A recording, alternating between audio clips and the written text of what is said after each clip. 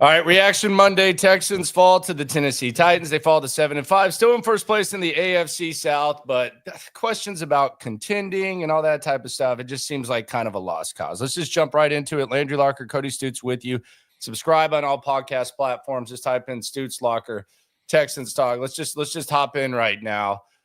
Cody, just what do we take from the small picture and the big picture of this loss to the Tennessee Titans? I mean, the big picture is that they're a broken offense right now that you can't trust. And they've been broken for weeks, and there's no help coming. They are hopeless on offense. Like there's no solution to this. Anytime they have success, it's impossible to replicate it later in the game, whereas other teams can run the same type of plays over and over again against this team and have success.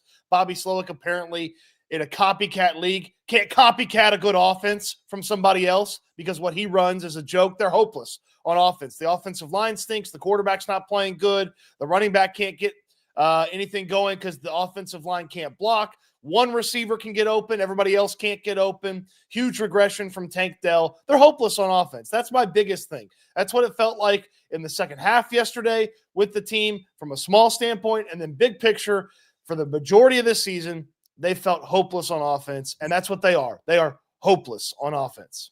Yeah, and I think that there's a lot of reasons why. The offensive line is obviously the main one. It's not good, and the way in which the offensive line is discussed, along with other things on the offense, I think it's embarrassing. And this was DeMeco Ryans yesterday after that game. Keep in mind, the Texans had a season high 5 interceptions against the Lions, and the offense didn't score a touchdown in the second half, and they wasted that effort. They had 8 sacks yesterday against the Tennessee Titans. They had a touchdown on defense. They had one less touchdown on defense than they did on offense throughout the game. And by the way, the last 5 weeks in the second half, the defense has 2 touchdowns. The offense has 1. Here's DeMeco Ryans, though, talking about the offense yesterday after they clearly prevent the team from getting a dub. Concern for me is we need to play complementary football, right? We play complementary football, we win games. When we don't, we're not relying on one side, right, to carry the entire team. So whatever happens, like our offense gave us enough points to win the game. So that starts with the defense. We didn't do enough to stop them. We didn't stop the run, and we didn't run the ball well. And we gave up way too many points on defense. So our offense did plenty. They gave us enough points. And defense, we have to be able to stop them. It's embarrassing. I mean, that's embarrassing because, first of all, you knew you weren't going to be able to run the ball in this game. So if you're disappointed or surprised that you weren't able to run the ball, then that's a you thing. I mean, that was the most common basic talking point all week, was that you weren't going to be able to run the ball on offense. That was a given. That was a given before they took a snap. That was a given early on. Like, we knew that. Joe Mixon, 22 yards rushing on 14 carries. The offense gave you enough points. We need to play complementary football and not rely on one area. The special teams started out by giving the offense the ball on the 19-yard line of the Tennessee Titans after an 80-yard return by Dameon Pierce. That was one of their 2 touchdowns. The defense scored a touchdown, and they got 8 sacks. Yeah, they gave up some big plays, but big plays are going to happen. That's just going to happen. So when I see DeMeco go up there, he sounds a lot more like a defensive coordinator who's just keeping his eyes on his own paper and in charge of a defense than an overseer of all 3 phases of a football team. And I'm not sitting here saying that that's reality. I'm not saying that DeMeco Ryans isn't a good head coach. But what I'm saying is that that's what he sounds like. He sounds like a defensive-minded head coach that has no grasp of what's going on with the offense. That's based on his words. His actions say the exact same thing. And I think the most telling thing this week, and the most telling thing and what they've actually been telling us all year, the Texans coaching staff has been telling us all year. They've been telling us that this is that the offense is fine. There's too much negativity, all that. Remember the game after Minnesota where DeMeco Ryans came out and defended the offensive line? Why? Mm-hmm. Why? Why are you willing to call out your defense after they get 8 sacks and the offense doesn't score a touchdown once again, why are you willing to call out your defense? Because it's not like it's an every unit thing. Like at this point, it's very apparent. You just saw that they had 8 sacks. They had a touchdown, and DeMeco's calling out his defense and his special teams, saying they're not good enough. He's not calling out his offense. When the offense pisses the bed in Minnesota, he comes out and says, well, there's a narrative and we just focus too much on the offensive line. He's saying that. When Kenyon Green's struggling, he comes out and says there were some good plays. But for some reason, he's willing to call out his defense. He's not willing to call out his offense. Maybe that's because that's the reality of the situation is the defense has to be that much better and they have to be perfect. And even season high type of performances aren't enough at times. But I think that's very telling. Like if you were one of the people when they hired DeMeco Ryans, and I wasn't, and I'm still not, but if you were one of the people that said, well, this guy's a defensive coach, he's not going to know what the F is going on with the offense, you see that. And I thought even more telling last week, and I said this in the moment, this isn't an after the fact thing. I thought it was an absolute disgrace, an embarrassment, and pathetic to hear DeMeco Ryans and Bobby Slowick be asked about Nico Collins' first touchdown play that didn't even count. It didn't count. And why didn't it count? It didn't count because there was a penalty on your offensive line. On your captain on the offensive line, on your leader on the offensive line. And you ended up going and scoring later on. But why are you glorifying a play that got negated because of something that's been a problem for this team all season long, the offensive line and the penalties? Listen to Bobby Slowick talking about the Nico Collins play, and DeMeco Ryans had said this same thing. This is Bobby echoing what DeMeco said about a play that didn't effing count. That was a fun beginning of the game. You know, Glad we that was talked fun. a lot about Fun. everybody references week 18 last year against Indy when we threw deep to Nico and he caught it and he scored. And with him coming back, we really wanted to make sure we got him involved early, got him going, feeling back in the game action. You know, sometimes when you haven't played football in a while, like you don't really feel like you're back in the game until you get that first hit. And we were trying to either get him untouched to the end zone or get the first hit out of the way pretty fast, you know. And we liked what we saw on film structurally going into it, so we felt pretty good about the play. We just were a hair too deep at tackle. We needed to be a little flat, which LT knew like right away. He knew he screwed up. The cool part of it was right after it. You know, you could see everybody get in the huddle, get together, and kind of talk, and you could tell from the demeanor that they all kind of made the decision that let's go score again.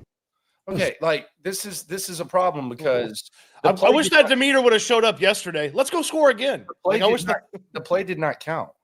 Like and they're sitting there glorifying it. They've been telling you all year that they don't have a grasp of the offense.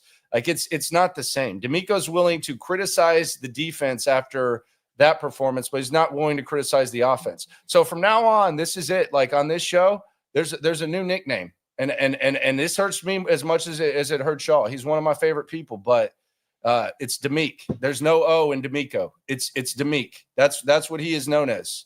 He's DeMeco, no DeMeco, because this team, he has no grasp of the offense. His offense is lost. It's just DeMeco, no DeMeco. As I was sitting there watching this travesty of an offensive performance yesterday, Landry, it just all the things from this season just kind of started to flood back, and I started thinking about it. And I mean, we can go back to training camp where it felt like this offense was coddled a little bit, where they weren't having consistent performances in training camp. They had a really good day in Cleveland when they had the training camp practices in Cleveland. But there weren't any days where the offense just came out and just ripped the defense and really dominated. And then it'd been a little bit of a slow start here and there for the offense. But at one point early on the season, they were the league leader in passing. But even then, it still didn't feel good, or it still didn't feel like it was a long-term going to stay at that level. And then sure enough, it didn't. Nico Collins got hurt. They couldn't do anything when he was gone, basically. Joe Mixon's put this team on his back a couple times from the rushing attack standpoint. But if he can't do that and the defense doesn't play well, they can't win. I go back to a few weeks ago when I said the Texans have one way to win a football game. It's Joe Mixon puts the offense on his back and the defense plays out of their minds. And if they don't do that, they're not winning football games because they can't trust the passing attack. And I don't know why this offense is coddled the way that it is. Maybe it's because the offensive line has a weak psyche. Maybe it's because Bobby Slowick is DeMeco Ryans' his buddy. Maybe they don't feel like they can be super critical of a second-year quarterback after a first year of success like C.J. Stroud. But they coddle and make excuses for this offense time and time and time again, whereas you could just see it every week. There are huge, major issues with the way that they operate this offense. And at this point, there's no belief that it's going to be able to change. No, and there's no belief that they're going to make a change. And that's the problem for me, is that they're not going to make a change. And at this point, like, I'm almost willing, and I know this is a line that always gets pushed back, change for the sake of change. Like, a lot of people roll their eyes at that, but I think change for the sake of change is possible for the offense. Now, let's get into that in a sec. First, let's go to the let's swarm to the super chat. Shout out to you guys for coming through. You ain't never hate. Swarm. Kurtz Maine, Miko delegated the Otis Slowick even accountability. Yeah, I mean, they don't change anything. Tony M, we are just not a good team. I accepted this yesterday. I think it's good acceptance. Quite frankly, you look at the line against Jacksonville, they're only 5.5-point favorites against the Jags. And the Jags are coming off the bye. Like, this is why this was such an important stretch, because you can avoid having to have must-win games. By the way, Miami's playing pretty damn good. They're making kind of a playoff push now. I think Miami's going to slap the crap out of them. Yeah, and then the other thing is you have Kansas City and then you have Baltimore. So you're in a weird spot. Like, you're almost dependent on the Colts to lose a couple of games. They did lose yesterday, so the magic number to win the division is 3. But that's where it is. But you got to change something, man. Like, you got to change something. And the other thing that we really have to accept about this offense is the offensive line is bad. The receivers aren't good either. Like, this isn't like you have a bunch of good weapons and the offensive line is just being wasted. You have one really, really, really, really, really good receiver in Nico Collins, and then you have guys that aren't good enough to be good 2-down wide receivers. There's a reason they traded for Stephon Diggs. So they told you that. Like, they told you that they actively pursued a wide receiver because this receiver core with Noah Brown last year even wasn't good enough. So we need to accept that as well. Like, the wide receiver group is not good. Tank Dell had another huge drop yesterday. Like, Tank Dell had the 39-yard catch. He had a huge drop yesterday. And by the way, this is just kind of symbolic, because this is the reality of the situation. Because think about this. And this is where the offensive line has to be overcome, because that was actually on a 2nd and 6 or 3rd and 6. And then Laramie Tunsil got a false start. And then Juice Scruggs got a false start. And then on 3rd and 16, CJ Stroud throws a perfect pass to Tank Dell. I think I'm getting the order of these plays right. And it goes off of his shoulder pad on like a slide, if I'm not mistaken. It was a 3rd and long. I think it might have been in that situation. I could be wrong. He might have ran after that. But either way, it was one of many 3rd and longs. It's hard to forget all of them. But the wide receivers aren't good enough either. So you have that. By the way, the tight ends, look, I said this in the Cody Stoots HOU football grades. The tight ends are interesting for me because here's the reality. I don't know how much they're asked to do. Dalton Schultz has like his game where he's lost for a large majority, and then all of a sudden he makes a play, and you sit there to yourself and you're like, wait a minute. Why do they not do that more? Is that possible to do that more? And he does it, and then he ends up with like under 30 yards or whatever. Dalton Schultz does. I think at this point you need to play Stover more. There's just a little bit more juice. I don't know. I don't know if that's a good thing. I don't know if that's a bad thing, but maybe you like to play 2 tight ends, which is whatever. But at this point, like, just when Cade Stover catches the ball, there's just a little bit more energy, and it's just a little bit more of like a kick. So maybe there needs to be a youth movement there, but there has to be some sort of changes, because I think change for the sake of change on this is necessary. Shuffle the offensive line. You were shuffling the offensive line last year, and it was better. If that means move Titus Howard to guard and then put Blake Fisher at right tackle and see what happens, go ahead and do it. If that means giving Kendrick Green another look, go ahead and do it. Whatever the hell you want to do, just make some changes on offense, because if you think this is just going to be some sort of offense that's going to find its groove, and this offensive line as is going to somehow pick up the burden. It's just not going to happen. They don't have the weaponry. They don't have the offensive line. They don't have the wherewithal. DeMeco's either accepting reality when he doesn't say anything harsh on the offensive line, or that's a blind spot of his. And he's just a defensive coach at the moment. But it just change something, please.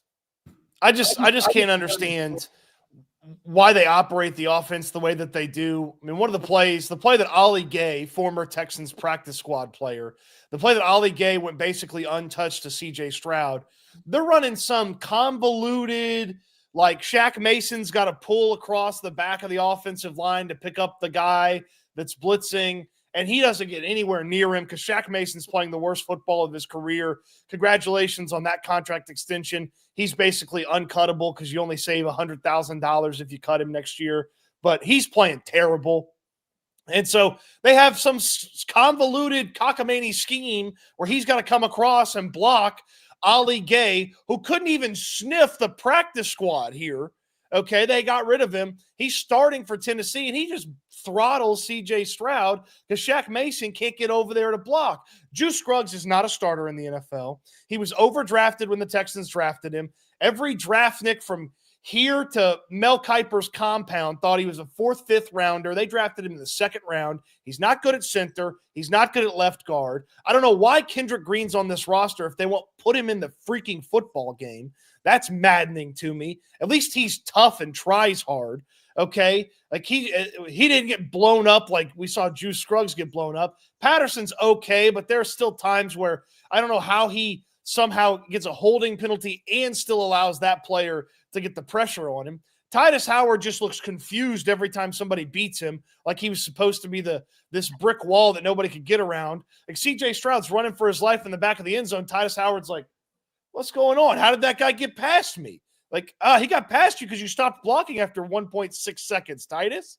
Like, this whole offensive line stinks. And the offensive coordinator, Landry, the Titans have the worst offensive line in football. You know what they did yesterday? They got Will Levis to get rid of the damn football as fast as possible. 1, because their offensive line sucks. 2, because Danielle Hunter and Will Anderson would have ripped his head off if they didn't. And you know what happened? They went and put 17 points on the board, or 20 points on the board in the first half because Will Levis could get rid of the rock fast. Like, they were getting the ball out of his hands. And I don't know why we have to have 5- and 7-step drops where C.J. Stroud has to try to avoid 300-pound human beings every time he does one of these. I don't know why this offense does this. And it's probably because everybody that's not Nico Collins can't get open. I understand that. We'll figure out a way because guys you've never heard of on the Titans were getting open yesterday. Undrafted guys from 2020 were getting open yesterday, and the Texans can't scheme anybody open. It's maddening, and Slowick can't figure it out. And yes, the offensive line sucks. Coach around it because Callahan certainly could.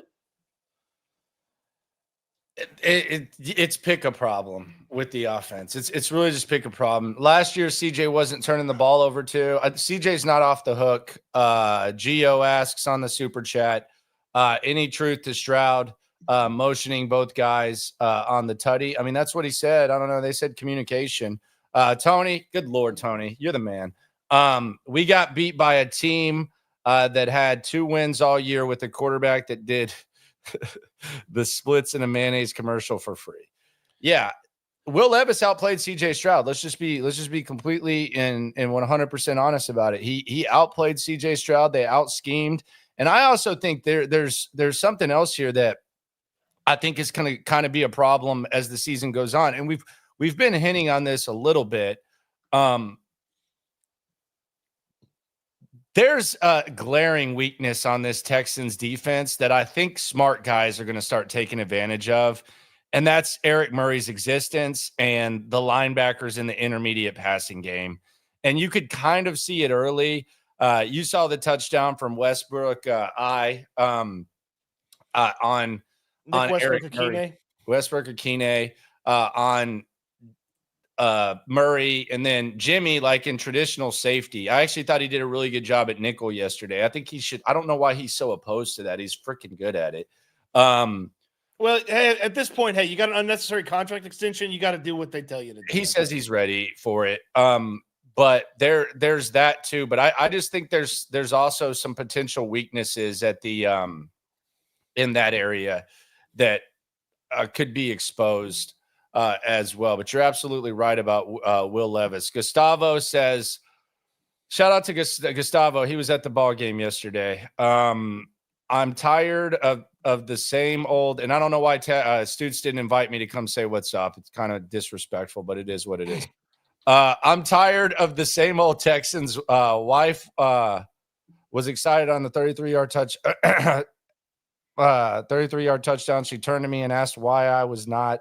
I point to the TV and show her the flag. Can't be out talking crap when we get beat. Yeah, not great. G for the 2 P's. Trade all the O-line minus Patterson. Draft all O-line in next draft. Time for change. Can't have this much money invested in suck. Yeah, the offensive line investment is awful. MH, we eat nation. I guess our defense has to be like the O2 Bucks and score touchdowns for us since our offense can't get the job done. I mean, that's the way DeMeco talks, right? I mean, that's kind of the way that, I mean, DeMeco basically says it's the 2000 Ravens, it's the O2 Bucks. Like, you got to find a way to get it done and overcome the offense. Daniel A., there are times when CJ actually has somewhat manageable time to throw, but how is no one open? So much for them saying, how are people going to cover our weapons? Is it a scheme thing? The answer is yes and yes. These receivers aren't good. They told you. And they told you, like they literally told you by trying to trade for Keenan Allen and then trading for Stephon Diggs. They told you that this wide receiver core with Noah Brown was not good enough. So there's that. I hope that this offseason is focused on offense, because even DeMeco's ability, because as much as we bitch about Bobby Slowick, DeMeco's ability to coach up his defense, and really, he's done a good job of masking the flaws up to this point. I think they're about to be exposed with Eric Murray on the football field. He's done a good job. If you had the equivalent of DeMeco on offense, you'd be in a good spot. With receivers or with offensive linemen, it wouldn't matter. He's just not able to do that. I said yesterday, I offered, like, if you could present some fantasy world where the Aladdin genie flies down and tells me that I have to walk from my house 15 miles, whatever, barefoot to NRG, and I get the coaching equivalent of DeMeco Ryans on offense, I'll do it. I'll do it for the people. It doesn't exist. And quite frankly, it's not even like a moderate thing in personnel. I don't know how great Sean McVay would coach this offense, to be honest. I would like to see, someone smart coaching the offense, but it's not there. CJ's act and demeanor is running thin on me. Damn, Dominic bringing the heat. Geez, Dom from New Jersey turning on CJ. I hated this offseason. He didn't seem invested. Texans slogan, commitment to mediocrity. CJ sucks. Oh, my gosh. I didn't know we were going in that direction. I didn't expect people to bail on CJ, but I've seen it. I mean, his spirit's crushed. Right? Yeah. His spirit is crushed. Yeah. And I mean, look, he explained, here's how he explained the John Mechie interception yesterday. The interception that looked like it was Mechie's fault, looked like it was CJ's fault. Place blame however you want to place blame. He said, I didn't see Mechie, so I threw it to the window. And I'm just like, what does that mean? What does that mean? I don't know. I'm not the quarterback. I didn't see Mechie, so I threw it to the window. Well, if you don't see the wide receiver, should you throw it? Not really explain that. I can't explain it. I don't know. Like, I didn't see Mechie, so I threw it to the window. Like, okay, so is Mechie supposed to be in the window? Is that a Mechie issue? Should you have not thrown the ball? And then on the other one, he's on that front foot again, and he just kind of lofts the ball up, thinking Nico's going to go win it, and he didn't even throw it anywhere close to far enough for Nico to go win that from the defender. And he's not playing well. He misses low a lot of times.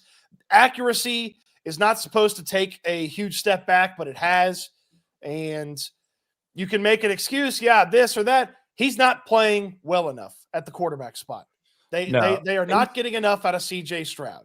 If you want to give up on him, that's fine. I'll buy all your CJ Stroud stock. But I'll take the stock. I'll buy all your CJ Stroud stock, but he's not playing well enough right now. If he plays a little bit better yesterday, they probably win the football game. Yeah. I would So agree. I would say the same thing with Detroit. If he played a little bit better against Detroit, they probably win the football game. I would agree. 100%. T on the soup. Bobby kept running the ball up the middle with Simmons and Sweat. He's beyond incompetent. Hunter and Will are the only players who take no blame. Well, the crazy thing is those guys actually take more blame than the offensive line. That's what's crazy. And I thought it was really nuts. And maybe we can pull this up, but Juice Scruggs said after the game, that's not us. And it's like, I kind of feel like it is, my friend. I don't care. Like it was. I don't care what Juice Scruggs has to say anymore. I'm sorry. He said the same thing after one of those awful games earlier this year where he's like, that's not us. Like we'll be fine. It's like, yeah, it is. That's exactly you. Like, that's exactly you guys. And I can't talk to the guy that's playing the worst on the offensive line anymore. Like, I can't. I'll go find the juice. Give me a second. Yeah, but that's what he said though. He said that's not us. That was the Nope, that's definitely you. Definitely you. Yeah. I just don't even know where to start with it. Hold on, we'll get down here to Juice, who didn't really want to talk, but hey. I mean, come on, dude. You're not. What are you, Laramie Tunsil? Like, come on. I don't think y'all gave up the second to the fourth quarter. Right. What changed there? You feel? I wouldn't say nothing changed. We just can't let up. We just gotta keep going. We just gotta be better at the end of the day. Do you feel like this was uncharacteristic of you all as a team? For sure. I don't think that was us out there, for sure. Why was it switched up to running the live sales over guys Simmons and Sweat? What made it particularly tough? Yeah, we know they got a good front, but that's no excuse. You're gonna face good fronts every week, so we just gotta run the ball. When you think about the quality of the running back, this low yardage, how frustrating is it? It's frustrating for sure, but we gotta figure it out. We will. Is it a unison thing? Is it a one guy doesn't get it done thing? What's kind of not working? At the end of the day, 11 on the field with a team, so can't point a finger at one person. At the end of the day, it's a team effort. We just gotta be better. I apologize. I'm going to ask, how do you guys get these things fixed? You guys have been talking about a lot of this. I know DeMeco's harped on it as well. What gets it fixed? Putting our mind to it, coming in, just getting back to the basics for real. I think that's what it's going to start with, and just taking it day by day. Are you confident it can get better? Yeah, for sure. I know, like I just said, that's not us. That game we just played, that's not Texan football. We know that, and we'll be better. It is. That's exactly what you do every week. That's exactly what you do. You allow over 40% pressure. You allow double-digit pressures every week. That's exactly what you do. That is Texans football. Let's hear from Jared Patterson in a sec. First, some soup. Firing Bobby Slowick is the final step to become HC. I don't know what that means. I guess he's saying that's what DeMeco needs to do to finally be a good head coach. Oh, okay. At this point, I don't think CJ is going to last. Watson had a rib injury and played good with probably the worst O-line ever. CJ played good with the bad O-line last year. Like, look, it's something on this O-line. There's some sort of like mindset. There's something like that bleeds down to where they're not effective. Okay. Let's start with the tackles. Okay. Let's start there. And then let's work our way inside. We've seen this system with a makeshift offensive line. Maybe it's not just based on ability alone. All I hear about with offensive lines, we'll hear from Jared Patterson in a second. I want to get this out. All I hear about is they got to be synchronized. They got to be on the same page. There's got to be like some sort of mindset. I hear it all the time. You hear it all the time. They don't have that. They don't have that on this offensive line. I don't know what it is. It might be at the top. Maybe there's like a Laramie Tunsil effect where everybody tries to move like Laramie Tunsil. There's something there, because the reality is I don't see teams doing anything too much crazier than what they did to the Texans last year. For whatever reason, it's not there. So you ask yourself, what's changed? Well, Titus Howard's on the team. Maybe it's Titus Howard. I don't think Bobby Slowick's gotten dumber. I don't think CJ Stroud's gotten worse at football. I actually think he's done a pretty good job of avoiding pressure. I mean, a lot of times it sucks because he's running full speed to the sidelines and he probably can't set his feet and make the throw. But I don't think he's gotten worse.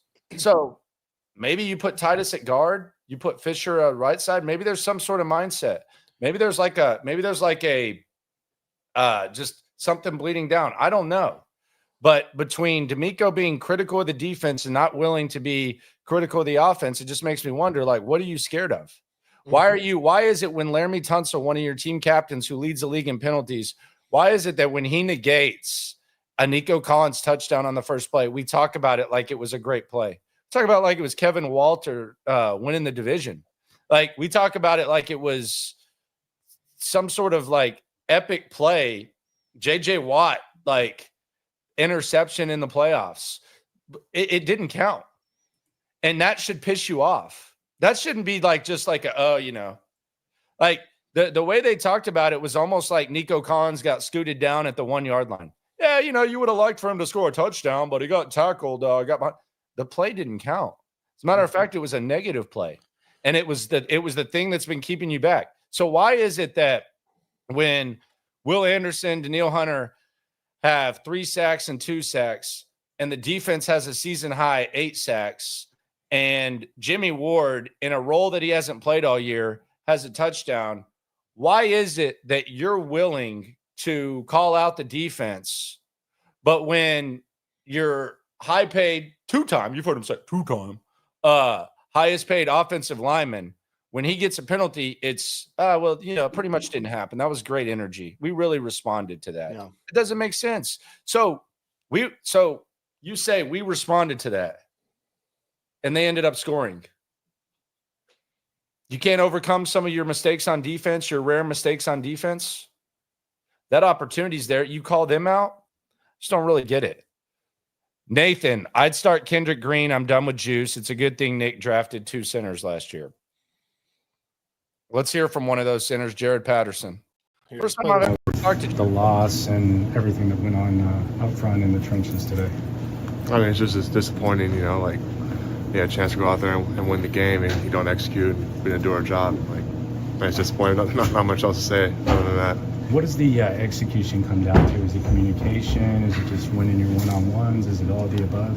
I think it's a combination of that. Like, all 5 guys got to be on the same page. And heard that already. There's times you got to be one-on-one. Like, we got to do our job one-on-one. Like, that's football. That's what it is. And you're confident that y'all be able to get it right? 1,000%, yes. So it starts this week. Come back out on Wednesday and practice. Like, got to watch film tomorrow. What happened. It is what it is. You got to move on and get ready for Jacksonville. We got to show up, and we didn't show up today. DeMeco said he felt like the offense did enough. The defense didn't finish the game. Do you guys feel the same way? It's never we don't want to go offense, defense, into the job. We don't want to pit it, against each other. But at the end of the day, we had opportunities at the end. We could have scored there at the end instead of going for the field goal. We got the ball back, had another chance. At the end of the day, our mindsets, we're trying to score every single drive. So when we don't, we got to look at what happened, how do we fix it, and then move on. What gives you that confidence that you will turn it around? We got 7 and 2A back there, and Neek and Tank, all the guys we do, and our coaches. We got that confidence. We got the dudes, but we got to put it together. At the end of the day, you can't just look at the paper and be like, oh yeah, we got the better dudes, we're gonna win. You got to show up and do it. Why is it so tough to run the ball on first down for this team? I'm not sure. I think part of it's the way the linebackers are playing today. They play a little different than we saw. Instead of playing over the top, they're playing back door a lot of the run. So we just got to be on it and expect different looks and just execute at the end of the day. How frustrating is it that it just really doesn't seem like you guys can create a consistent rhythm offensively? It's super frustrating because, like I said, we got the guys, and to be inconsistent like we were today, especially. It's frustrating, and there's not much else to say other than that. The other thing about this, Cody, Stoots, Landry Locker, S&L. Shout out to the people being 400 deep. Notice the dudes he mentioned, none of them were offensive linemen. I mean, that's, he didn't say, we got Laramie Tunsil. We got Titus Howard. We got Shaq Mason. We got Juice Scruggs. I think it's very telling, and I think it's reality. CJ Stroud, Nico, Tank, Mixon, they're going to have to overcome this offensive line. And I think Jared Patterson is one of the best representations of what an offensive line should sound like. Quite frankly, he's only been a part of this for a few games. And crazy enough, they might have actually been playing better since he got there, which is crazy to think about because it's still very bad. But notice the dudes he said, not one of those guys was an offensive lineman. Not one.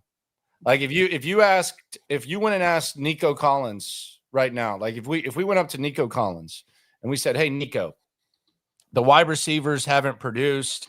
The production is this.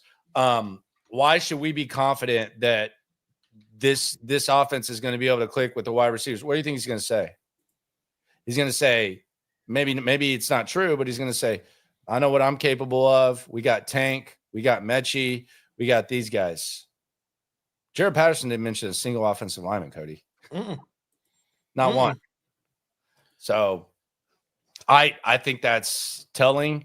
I think that's kind of where they're at, and I think that's where the Texans have been.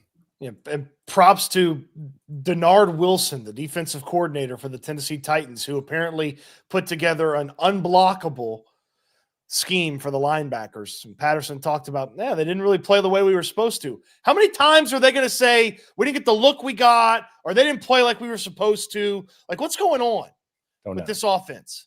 That's a big question. Izzy says CJ has been below average all year, bad throws. Hasn't been good. T, again, Bears fire the OC and suddenly they look competent again. Texans need to act now. Interesting observation. I thought about that Shane Waldron quote that Keenan Allen had. I thought about that this morning as I was thinking about Bobby Slowick, where he got asked, Keenan Allen, the Bears wide receiver, got asked, hey, why didn't it click with Shane Waldron? And his answer, and I'm summarizing here, is basically, well, he's too nice. He's too nice of a guy. We did stuff in OTAs that wasn't right, and we didn't get held accountable, and it just became a slippery slope where we couldn't fix everything. And I thought about that with Bobby Slowick. I really did this morning as I was thinking about how putrid and pathetic this offense has been. You ain't never hate. Swarm. Happy Reaction Monday to you. Let's bring some happiness here. I don't really know how to do it. Can't force it. Dime. Oh wait, no, hold on. You want happiness? How about the guy that asked? Well, all the bad stuff happened to DeMeco, but one of the great things that happened was Chris Boyd recovered a fumble. What do you think about that? It's like our boy from Gilmer. Shout out to him, man. Good dude. But yeah, weird. Nice guy. Strange. Weird timing for a Chris Boyd question. Yeah, just not. Yeah, pretty awkward at the podium. And I want people to call me out if I ask a weirdly timed question. So I'm not above it. About domes. Yep, it was bad. I asked him about dome. It was bad. Why did MIA trade us Tunsil? Honest question. Because you offered him 2 firsts in a second. Freaking Godfather off. Yeah, you got ripped off in the trade. And you took Kenny Stills, who they didn't even want. David White. I love it when Cody gets pissed off and talks facts about the squad. Let it all out, Stoots. There's more. Don't worry. There's more. Nick Jones, not to be confused with Mike Jones or Nick Jonas. He says 78 needs to be benched and stripped of the captain. Done with his mentality. It's poison this O-line. I'm sick of this offense system to change the whole line. Yeah, I think it's kind of someone was talking to me and saying that they thought it was troubling that the way in which Laramie Tunsil moves, which he acknowledges is kind of just to the beat of his own drum, is such to where his teammates vote him a captain. And when you talk about that, there's a lot of meat writers on social media that they kind of try to, in a weird way, like put themselves in like the mind of a professional athlete or something like that. And it'll be, and even media types, and they'll say, well, his teammates voted him a team captain. And that must mean that it's not a bad thing for the team. Terrell Owens, Antonio Brown, like all those guys probably would have been voted team captains because people liked them. That doesn't mean that it's necessarily like the best thing to be for the football team. And it's definitely not the mindset. Like you can't have, for me, I don't think you can have 52 TOs. I don't think you can have 52 Antonio Browns. And I don't think you can have 52 or even 5 Laramie Tunsil mindsets. I think you can work hard like Laramie Tunsil, but Laramie Tunsil's kind of a one of one, man. Like if any of those other guys had the mindset of Laramie Tunsil, I don't know how long they're in the NFL. Like it's a much different, like for Shaq Mason to get to the NFL, I don't think he was following the lead of Laramie Tunsil. Like it's just a complete different thing. And 32 teams would love to have Laramie Tunsil on their team. But ideally, you want to be following a Trent Williams. You want to be following a Lane Johnson, Jason Kelsey, Lane Johnson. You want to be following like Dwayne Brown. Like that's what you want to be following. Not everyone can move like Laramie Tunsil. And I do think that it's kind of a tough mindset there. And it's kind of awkward for a lot of these guys because Laramie's been here before to where that's kind of the mindset. He can get away with it. And the other thing is, like, if you want to follow Laramie Tunsil, whatever he does to get his body ready and his diet, that might be something to follow for some of these guys. Like whatever he's doing, whatever the core exercises are, whatever he's putting into his body, whatever he's eating, that might be the number one thing to follow, not the thing to kind of just put out there. But I do wonder if there's like a mindset with this offensive line to where he can function like that, but not everyone can. That's just an observation. Well, when's the reality check show up? It doesn't. Because I think they're just in deep. Cody, how do they not fire Chris Strausser today? Why? He did a fine job last year. Cody, they don't. He negated a 75-yard touchdown on the first play, and it was just kind of swept aside. He's the league leader in penalties, and nobody ever talks about it. Like he has 15 penalties this year. And I don't know that it's ever been addressed at the podium. Yes, it has. DeMeco Ryans literally said, and this goes back to it. This is just adding on to it because I remember everything that DeMeco says, and you might remember this. I don't know the exact week it was, but it was like, yeah, a lot of stuff that makes Laramie great is he's always trying to get a jump and get an edge on that guy. We don't talk about how good he is at it, but that's just sometimes the good comes with the bad. Said something like that. Remember that? Well, there's too much bad. J-Rock says this offense misses our scrap. Beck and Brevin would hit people. Noah would break out and make plays. We have none of that on this current squad. So you're talking about the glue guys. Yeah, it is kind of awkward to watch Dalton Schultz start out at fullback in the backfield and stuff. At times, it's almost just like, what's he doing there? They've got 2 SOBs on this team, and that's Joe Mixon and Cade Stover, and they can only affect it so much. Nico, yeah, but Nico doesn't strike me as the same intensity that Joe does. Like, yeah, Nico when he gets the ball in his hands, go out there, run some guys over. So okay, 3, yeah, okay. But as far as like affect things consistently and physically, they got 2 guys. It's Cade Stover, who will go out there and thump somebody and play the echo of the whistle, and it's Joe Mixon. And Mixon's ability to do that is limited by the fact that this offensive line can't block to save their lives. Curtis Main says Tunsil mindset versus Panay Sewell. I mean, that's another example. Not everyone can move like it. I'm not even criticizing it. I'm just saying you can't duplicate it. You can't duplicate it. I call it the Pamela Anderson thing. I think a lot of sports radio guys do it. I think a lot of digital dudes do it. I think a lot of people in life, it's the Pamela Anderson theory where, yeah, Pamela Anderson in the 90s or whatever, it was iconic. The big fake boob job, the tattoo, the beautiful blonde hair, all that. Lovely. One of the goddesses of our lifetime. Then you had these busted bitches trying to copy Pamela Anderson, and they like bad dye jobs, bad tattoos, bad boob jobs, and there's nothing worse than it. That's basically what's going on the Texans offensive line. Like, you can't all move like Laramie Tunsil. LX goddesses of our lifetime and busted bitches within 30 seconds of each other. Incredible. Reality. It's a fact. Can't all move like that, brother. Can't all pull it off. Something has to give with this offense. Something needs to change, and hopefully this needs to be a reality check type of season and fix some of it next year. Yeah, I think what you're saying is what Cody's been saying and a lot. You can overcome, okay? Like, it's going to have to be an impressive feat. You can overcome. Joe Mixon can do his thing. C.J. Stroud can heroically do some things. He has to take advantage of his limited opportunities, and the defense has to be really, really good, which I don't think is far-fetched. So you can overcome it, but you're not completely fixing this offense. It's not fair to expect Bobby Slowick to do it. It's very unrealistic to expect this offensive line to suddenly become maybe even a top half offensive line. So, but as far as the fix, that fix isn't happening for 5 months, 4 months, 3 months, whenever the offseason starts. So I think you're 100% correct there. And that's just reality. That's also one of the frustrating elements of this offensive line is nobody asked them to come into this season and be one of the 5 best offensive lines in football, or one of the 10 best offensive lines in football. If they were just average, they'd be okay. But they are below average every single week in both facets of the game.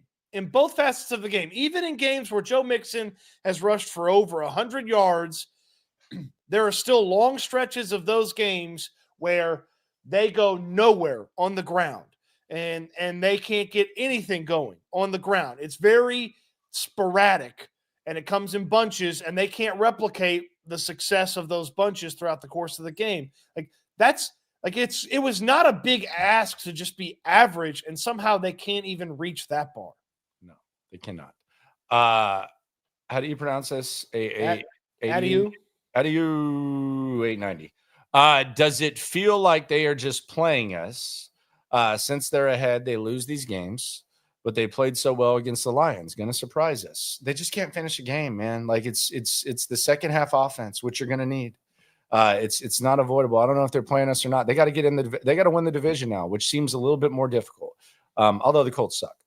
Jags are coming off a bye and are pissed off. Could go into bye at 7-6. Absolute disaster. We lose to every AFC playoff team. Well, they're not a playoff team, but you are only favored by 5.5. So there is that. Were you expecting them to be favored by a lot more after getting their head kicked in at home by a 2-win Tennessee team? Don't know. David White, and that's why we love Landry. What did I do?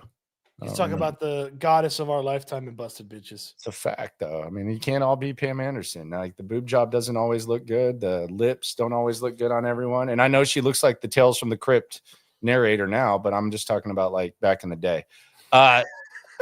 Think Nick's nuts drag enough to fire Bobby soon? Not his choice. No, that's DeMeco. Chris Strausser is surely gone right. Maybe in the offseason.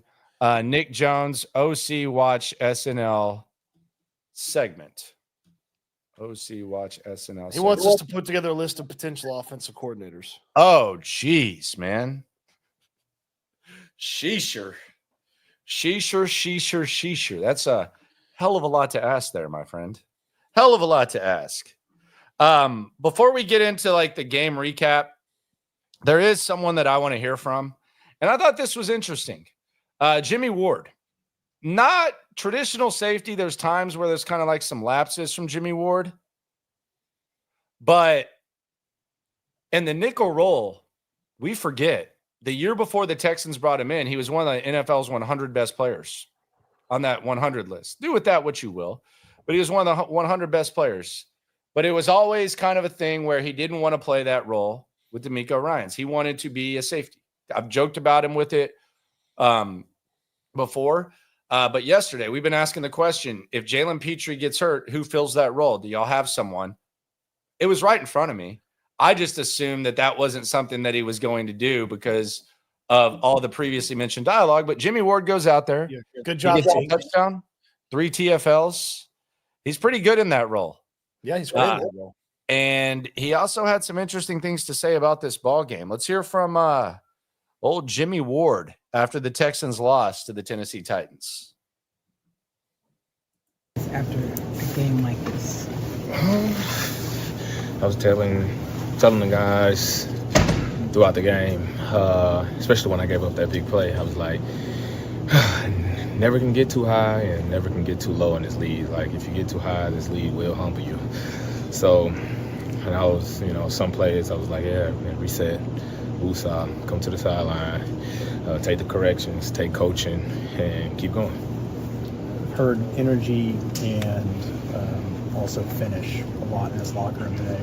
Just where do you feel like the disconnect is for you guys right there on both of those fronts? We definitely could have came out with better energy, but I don't want to discredit the Titans. They had a better game plan, and they came out and made more plays. So I definitely want to give credit to them. Why so many big plays? We got explosives, there's some missed tackles, there's some busts, and we're late in the season, and you guys have played together for a long time, and also played a lot of football. Why do you think that would happen? It's on players. I feel like it's on players. We got to be more locked in. Got to be on it. Everybody got to do their 111. It takes a team to win. So if somebody off, especially in the defense that we run, then that could be explosive. Jimmy, there's a lot of different guys that have said something like that where we're locked in enough or things of that nature. Why do you feel like that was the case? I don't even have excuses. It's like sometimes it's games like that, and the good teams find a way to overcome that and win, and we didn't overcome it today.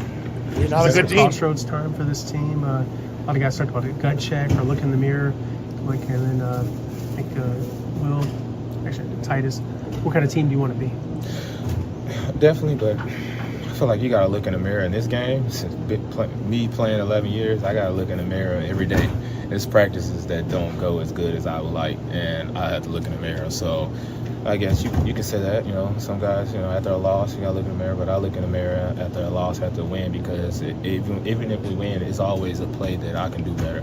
It's always something that I feel like I could have helped the team by, defeating a block and winning my one-on-one. Ended up playing some of the reps that it feels like Petrie would have had. I know you've done that before, San Francisco.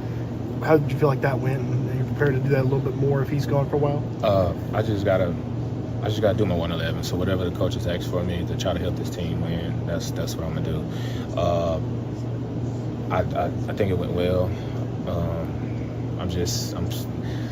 I still think about some of the plays that I had, and I'm telling the guys to reset and all that. So, but I did good enough. But you know what? Take that back. I didn't do well enough. We lost. You and DeMeco kind of had a joke about playing nickel, though. Do you feel a little different after going out there and having some success in that role, kind of second half? Man, or still safety? I'm whatever Miko want me to play. He's the head ball coach, so he's gonna put me in position to make plays, and I just gotta make them. What the other things he brings to this defense, how big of a loss is it when he goes out like that? Oh, it's big. His energy and just his physicality and just how smart he is, a smart football player, and like what he brings to his defense. Like, obviously you saw that out there. It's missed, and so hopefully it's minor and he'll be back. All right. They had a better game plan. Yep. Seems open-ish to playing nickel, which, dude, I think he might be as good as Petrie in that role. Like, I'm not trying to minimize what Petrie has been, but I think he was like it. He was the nickel guy of the NFL not too long ago. I mean, this is 2-3 years ago. Like, he was the nickel guy. The problem with him playing there is it puts Eric Murray on the field, and he's not very good. And how is Eric Murray still a thing?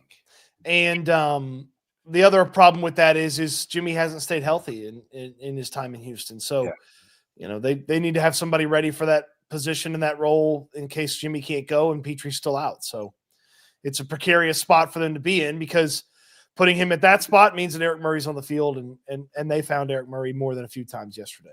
I think it will be interesting. And I don't want to get into offseason talk. You still got a football team that's trying to win a division. So I'm not trying to take us in that direction, although it does seem like a lot of people in the chat. Shout out to all y'all. Thank you for joining S&L, Landry Locker, Cody Stoots, HOU football, Cody Stoots channel, my channel, and all podcast platforms. Type in Locker Stoots Texans. and you got it. I do wonder, I think this will be a test for DeMeco Ryans. How much is he just going to let them address this offense in the offseason? Because his ability to coach up guys and the young core that they got on defense, I think they've kind of solidified that this offseason. I'd say they did a pretty good job.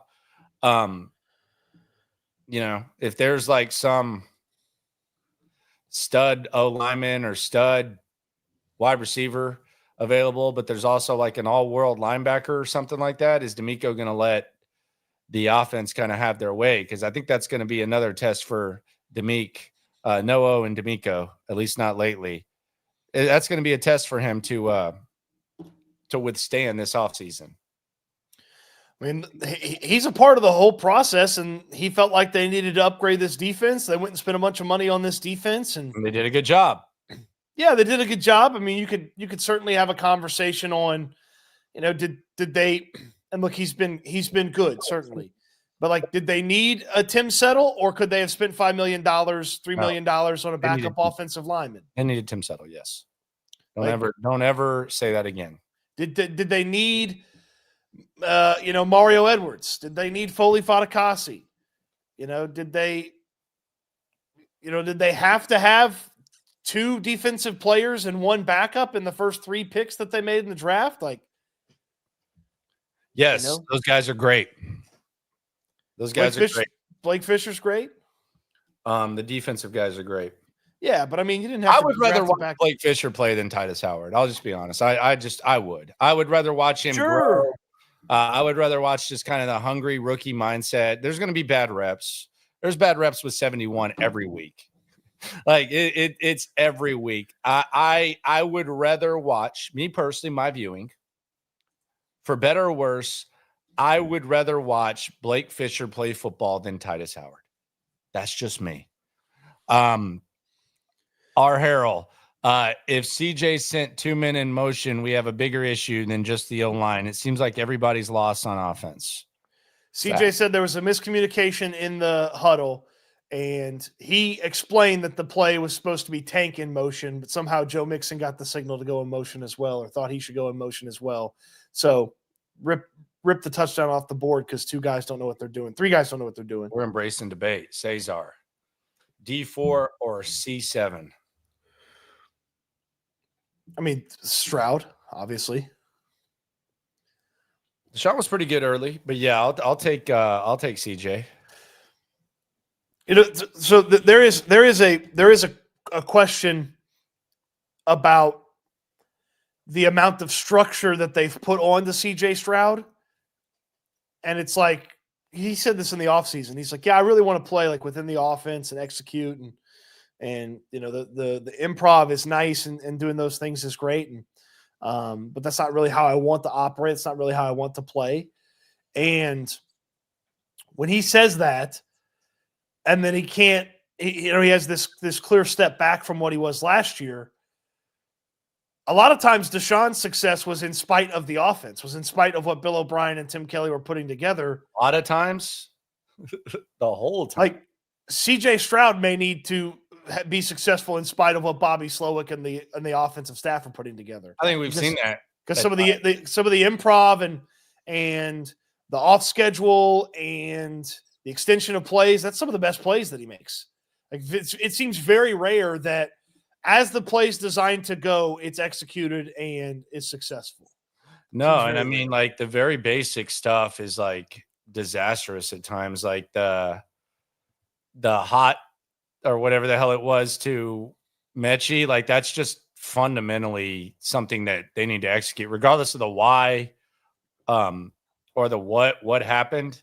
Like they, in that situation where you're trying to steal points at the end of the half, and John Mechie's in the slot, and he's supposed to be running hot or whatever, or going up. Like that's basics, man. Like that. All right. It should be basics. That shouldn't be something that costs you 3 points and gives the other team the lead with the ball, going into the half. So those are just some of the things that need to be adjusted. The other thing is, and we'll get to Michael's super first. He's swarming the super chat. You ain't never hate. Swarm says just venting. That's what we're here for, my friend. I've been watching Houston football since the Oilers. Hashtag love you blue. I should have a hard and calloused heart that could weather any misfortune.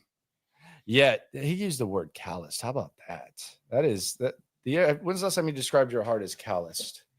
Never. Yet I still let what I have no control over have complete control of me. And that's good, man. That's what sports are for. Sports have done more for the world and the economy than any of these politicians or any of these jackasses that act like they're important. They give you something to look forward to. They give you a sense of city pride. They bond you with your friends and family. Sometimes it hurts. Sometimes it's glorious, but that's the beauty of sports. You don't have to apologize for that, my friend. Don't let some weasel say that that's crazy. Now, you don't want to break your TV or anything like that. You don't want to not talk to your wife because your team loses a game, but don't apologize for that. That's what we're here for. And quite frankly, when you look at what the teams do in the community, the overall sense, the identity that you get from this, like in communities and all over the place, do not apologize for that, my friend. It's something to look forward to when you're working that 9 to 5. I don't even know what Michael does. When you're working that 9 to 5, when you're getting that bills, you look forward to that Sunday. You look forward to getting up, doing whatever you want to do. So don't ever apologize for that, my friend. That makes me respect you even more. Don't apologize. You ever heard this is a constant among sports. It's not particular to just one team. I saw it with Ole Miss fans over the weekend, but it's I wish the 2024 Houston Texans would be my pallbearers after I die so they could let me down one more time. Yeah, I feel like Michael's told that joke to somebody. Yeah, I've heard that. It happens, man. It happens. And all right. Well, we're not going to spend a lot of time on this, but I want to get this out of the way. I want to get this out of the way. Okay. You can't miss a 28-yard field goal. Don't get it out of the way. You can't miss a 28-yard field goal. I don't have a lot to say about it. The guy's hitting 54-yarders because the offense sucks. Guys hitting 55-yarders because the offense sucks and they settle for it and all that stuff. But you can't miss a 28-yard field goal to tie the football game. Well, here's my thing, though. And I think this is kind of like, I don't want to call it karma, but what is that? What is that line? I'm not like I'm religious, but I'm not like as spiritual. What is it called when they say the atmosphere kind of evens out? Like something happens and it's like another version of karma, but it just kind of meets in the middle. You know what I'm talking about? Maybe I was just too much on that. High-grade marijuana called Kush on the streets. Did you know what that was? No, me neither. I might have waken bakey, but this kind of like karma, it evens out. Yeah, like the atmosphere meets. Like something happens, and then all of a sudden, the atmosphere has a way of making it kind of meet in the middle. Someone help me. We got a lot of crazy spiritual stoners in here. Someone help me, buddy. Okay, go on. I kind of get what you're saying. It just evens out. Stuff has a crazy way of evening out. Like if you get one extreme blessing, then something happens to just kind of even it out. Sure. The way that Kaimi Fairbairn was kicking early in the year was I think that was almost like the lipstick on the pig that is this Texans offense and this Texans football team. And I think in some ways it kind of misled them. In some ways, I think it kind of backfired because we saw a couple of instances where they settled for field goals, 50-plus yard field goals early. They turned down a 4th and 1 early in the season to kick a 53-yarder, and he completely nailed it. And then we saw them trying to settle for field goals against the Lions where based on how Kaimi Fairbairn had kicked, they felt comfortable enough to where, hey, he can kick this 54-yard field goal. We're going to be fine. We're going to take the lead. He misses that field goal, and then the Lions go down and win the game. So I think in a crazy way, the way that Kaimi Fairbairn was kicking, and it's once in a lifetime kicking, he's never kicked like this before. I think it's kind of evening out because I think he was masking a lot of the problems that this team has because he he won. I think he probably won them 2 games. And DeMeco Ryans, I think 4 weeks in, was like, we're not where we are without Kaimi. He's been like the most important guy on the team. And I think like he was kind of like masking the problems that have become more evident since he stopped kicking that way. And I think it's just kind of evening out and give us like a more accurate perception of what this football team really is. Does that make any sense? Yes. Okay. So I don't know what the hell that's called, but was the word you're looking for harmony? Something like that. Yeah. I something like that. Maybe. I don't know. Well, I need you to go on a spiritual journey and figure out what the hell you were trying to talk about. Someone says it's Newton's third law. For every action, there's an equal. See, now we're all just showing why we were all C students, and this is my fault. I blame. Are you looking for equilibrium? Maybe. All I'm saying is he spoiled them with the way he kicked, and that was not going to be there forever. That is not going to happen. He is not going to ever do that. And the fact that they thought like against the Lions or whatever, 30-yard field goals are different. Yes. But I think it's but I also think that it's kind of like as extremely bad as extremely good he is, making like 55-yarders look like they're chip shots. So I think it's kind of evening out. Right. Well, it's evening out in a really crappy way because 28-yard field goals should be made. If he started missing some 50s, some 49s, some 48s. Regressing to the mean. Regressing to the mean might be what I was that. Now, I did not describe that well. I should have just said regressing to the mean. I would have saved us a lot of time. RA, you are the man. Okay. You are the man. So he's regressed to the mean. The team as a whole has regressed to the mean because of how extreme the good was. And now the extreme bad is kind of making you in the middle. You probably should have lost an extra game without being spoiled by Fairbairn early in the season. Yeah. Make sense? Yes. All right, there you go. Got now, after all that, don't miss 28-yarders. Yes. Don't miss 28-yarders. Well, the other thing is he's lucky that he didn't look like even more of a jackass because after he missed the field goal, he threw a little hissy fit and threw his helmet down, and it should have been 15 yards. So they should have actually moved it up to the 35-yard line with the way that he acted afterwards. He acted like a child. Yeah, that was that was pathetic too. I mean, they had that 1st and 10 from the 11. Patterson got a hold that also ended up as a pressure somehow. Then they got Stover for 11. Then on 2nd and 9, they ran the ball into the Great Wall of Tennessee. Stroud doesn't even get a competitive pass off on 3rd and 9. Then they had to kick the 28-yarder, and then Kaimi misses. And it's just like this just gross from the offense. And then Kaimi put the gross whipped cream and gross cherry on top of it. Yep. Let's relive this one because I think this is a good exercise to do. The big plays that just kind of stuck out in this game. It is reaction Monday. Landry Locker, Cody Stoots with you, man. It's a tough one. The Texans still in very, very strong control of the dog-butted AFC South. So that is the good thing. But it started out very well. We've seen some beatdowns and some assings at NRG of the Titans.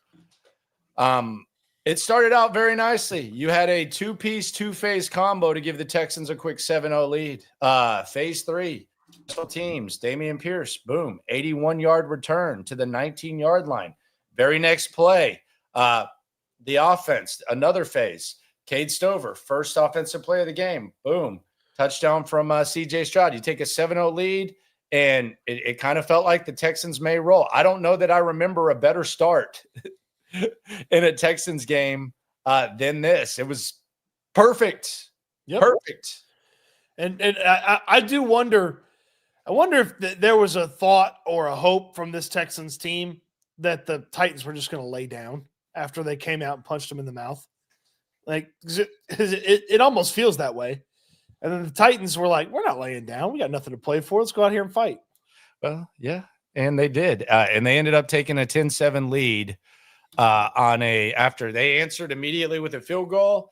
And then number 15. God, I knew this guy was going to make some plays. This guy, he's a fast dude, man. Nick Westbrook Akine. Yeah.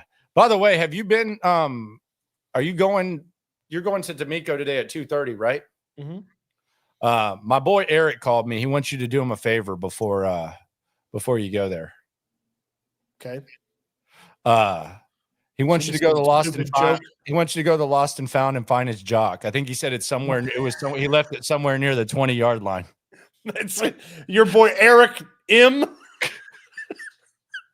He said he lost his jock at around the 20, 25-yard line. I think he said it was around maybe like 12:25-ish, 12:30-ish. He said his jock was there. Is there any way that you can go to the Lost and Found and see if they've located Eric's jock? Yeah, Nick Westbrook-Akine just ran right past everybody, and Will Levis just boop, put it right there. Then the Titans, they extended their lead to 17-7. Poor safety play continued. Jimmy Ward with some missed tackles, a lapse in coverage. He would ease up to the nickel roll as Jalen Petrie would leave a little bit later on, but the Titans take the 17-7 lead.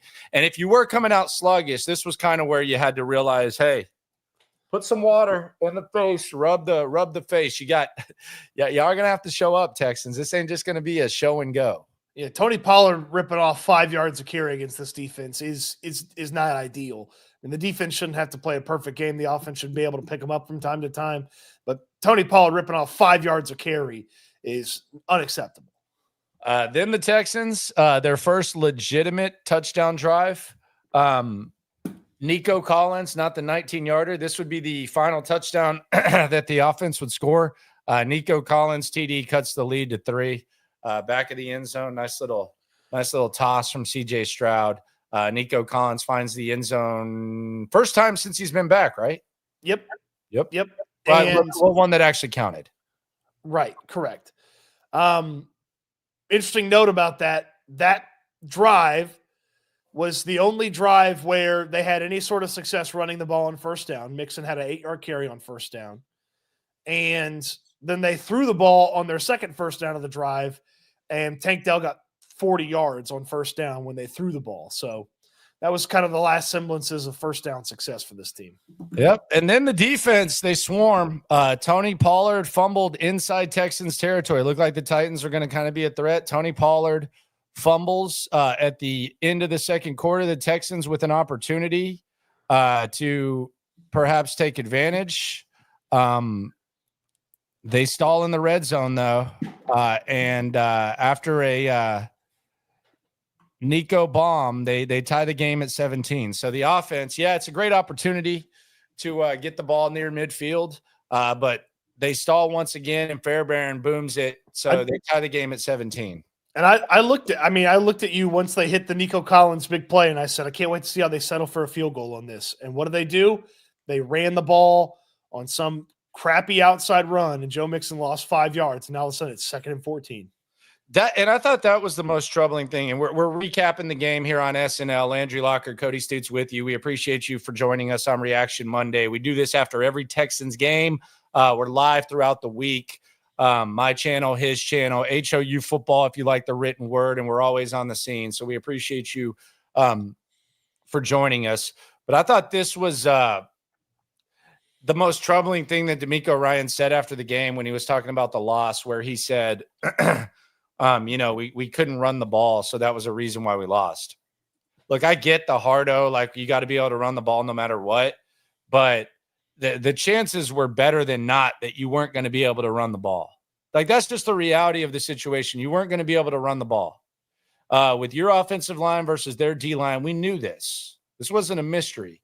So if you approach this game, you and Bobby Slowick approach this game, and one of your keys to winning was we got to run the ball, that's a lost cause, brother. Like that's a lost cause, my friend. Like that's not adjusting with what you do. Like let's put it this way. I went to a food festival a month ago. Here we go. No telling where this one's going to go. Holy moly. No, I'm serious. Lock in, folks. Put the seatbelt on. Here we go. Here comes another Landry Locker analogy. I think this one will make sense. I think these analogies are relatable. We're not doing science here. But like before you approach an event, you should set a realistic expectation. Right? You should set a realistic expectation of what success is considered at that event. Before this game, we knew they weren't going to be able to run the rock, right? So if DeMeco Ryans went in there and said, for this to be successful, we have to run the rock, he's setting an unrealistic expectation. At this food festival, the Killen's tent is insane. It's like if you get there in time, it's like an hour and a half wait, and all the other tents are so enjoyable, and you walk right up and you get it. So you can't approach this event saying, okay, the only way this is going to be successful, and by the way, they run out of food. You can't say the only way this is going to be successful is if I get to eat the Killen's tent, because it's a long ass line. That's not realistic. Like, you don't go to rodeo, like you don't go to rodeo at NRG and say, you know, as long as I avoid traffic, this is going to be a hell of a concert. You know, I'm going to see Cody Johnson or whatever, but whoever the hell else, whoever the hell is performing there. As long as I can avoid traffic, this is going to be a really, really good concert. You knew you weren't going to be able to run the ball, DeMeco. Like, why would you go into that event in that game and think that success is going to depend on you running the ball? That's not adjustments. That's not adjusting. So you prepare to be in traffic. Maybe that means getting the passengers an extra 6er or a 12er, depending on how you party. You prepare to not have to eat barbecue. Maybe you go out and eat barbecue the day before because it's going to be a long line. That's stubborn. And I think that is symbolic based on actions and words that this staff, whether it's DeMeco, whether it's Bobby Slowick, they don't have a grasp of reality when it comes to offensive football. They don't have it. That's pathetic. We didn't run the ball, so we couldn't win. Why in the hell did you expect to do that? Not only that, but the Titans seemed wholly, totally, and utterly prepared for the way that they were going to operate on offense as well. Like, the Titans were very ready for that. Yeah, and this is Texans for life. Miko looks like he's clueless when he talks about offense, and they look that way on the field. Like, whatever, it's not just based on words, it's based on actions. And I think there's a real battle at NRG going on that we'll get to in a second, and we'll get into that. But to go back, 17-17 Texans, Jalen Petrie, he goes back to the locker room after the 2-minute warning, kind of holding his shoulder. And you wonder, okay, are they going to go traditional defense or what? They ended up putting Jimmy Ward in that situation. And this is another example of the offense not taking advantage, because there's 147 remaining in the game. I look over to you, Cody. Remember this? Because you're going to sit here and pat yourself on the back for every damn thing you say in the press box. I'm going to do the same thing. 147 remaining. Timeout, 17-17. 3 timeouts for the Titans. 3 timeouts for the Texans. I look over to you, I say, this is a big stretch right here. The Texans can either steal points or the Titans can steal some points, and they have the ball first in the second half. There was 147 remaining in the half. I'll be damned. The defense gets a stop. Texans defense, DeMeco's defense, they get a stop. They give the offense an opportunity to do what they used to do well. Steal points before the end of the half and give some sort of breathing room for what was not an ideal half for them. What happens? CJ Stroud throws a massive interception. And by the way, this interception was thrown in the red zone. What did the defense do in this situation when the offense put their backs against the wall shortly after they weren't expecting to go on the field? What did they do? They backed that ass up all the way back to damn near the 50, and they made Nick Folk, the ageless kicker, they made him kick a 57-yard field goal. Yep. It went from what would have been a 37-yard field goal to the defense pushing them back 20 yards with back-to-back sacks, and the offense put them in a tough position in the red zone, and they made the kicker kick a 57-yard field goal. So DeMeco talks about the defense didn't do enough. This is an example of the defense stepping up. Nobody would have blamed the defense if they would have given up a touchdown here after C.J. Stroud's interception. They backed that ass up like juvenile, and they made them kick a 57-yard field goal, and you were lucky to be down 3 at that point, given what had happened. And, oh, by the way, we're talking 17 points. Another 7 of those points that the Texans offense scored in that first half, the only 2 touchdowns they scored, they came on a 19-yard drive because Dameon Pierce returned it to the 80. So the defense and special teams had actually weathered the storm more so than the Texans offense had. Yeah, that was a big stretch. It was a big stretch. They handed them 3 points. It should have been 7, but the defense played their ass off, and the Titans get the ball coming out at halftime. So then in halftime, the Titans extend the lead to 6. At halftime, where we have no idea what the Texans do on offense because there's clearly not adjustments being made. All right. I don't know about this, but Race car. Let me check this. Nick Folk looks like Landry. Yeah, let me check this. I think this. No, I don't. No, it's not even close. That is the biggest race card of all time. That's not Landry. Are you kidding me? That is nothing like me. That's race card. Race car. Anyway, that's an old Nick Folk picture. Like you got to get a current one. He's old. He's old now. So the Titans extend the lead at 6 to start the second half. The defense kind of holds, but they come out and extend the lead to 6. And then I think this is where people really got pissed off at old Bobby. This is where Bobby Slowick really upset some people. Damn it, Bobby. So the Texans get a nice run from Joe Mixon on second down to make it 3rd and 1. And they rush to the line of scrimmage, which is weird. They're not a real consistent tempo team. They rush to the line of scrimmage. Keep in mind, this is after Joe Mixon had a nice run. And they run it right up the gut on 3rd and 1 against the Titans' strength behind your weakness, and they come up short. Then they decide to punt on 4th and inches, and a lot of people were pissed off. I had more of an issue with what they did on 3rd down than deciding to punt in a 6-point game against the Tennessee Titans. Correct. I'll just be honest with you. I don't know what they were doing there, but running right up the gut against Sweat and Simmons and rushing to the line of scrimmage, that frustrates me a hell of a lot more than any punt decision. Especially because they haven't done that well at all year long. All year long. They had that exact same situation happen earlier in the season, and they had the exact same result. Like, they do not do that well. They do not win in short yardage, must-have-it situations because their offensive line sucks, and they decided to do that. And it's just like, that's the way you're going to operate? That's what you come up with? Yeah, rough. Back to the soup. You ain't never hate. Swarm. AG 1913 have to run the ball to their right sometimes. Hold on. He brings up a pretty good point here. Okay. Let me show you. This is Joe Mixon's run chart from yesterday. Jesus Christ, dude. That's Mixon's rush chart from yesterday. So 1 5+ yards gained / touchdown play, multiple tackled for a loss, and the rest 0 to 5 yards. I got to tell you, it's a lot closer to 0 than 5 yards.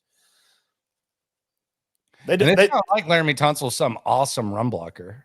They cannot run the football right for whatever reason. Well, I say for whatever reason. We know exactly why. Shaq Mason and Tyus Howard can't block. Jesus, man. You know what? Ask Bobby about that. And you got to give him the stats. You know what? Let me see here. Yeah, you got to ask Bobby about that, and you got to bring up those stats. That's crazy. Let me see what Tony Pollard looked like. You would agree that Tony Pollard's a worse running back than Joe Mixon, right? Yeah, I would say so. Holy shit. Look how different this is. Look how this is the Tennessee freaking Titans. With a bad O-line, too. With one of the worst offensive lines in all of football. I would trade the Texans O-line for the Titans, though. Would be cheaper. Yeah, I would do that. Be much cheaper. Look at Tony Pollard. They can run the ball right. They can run the ball left.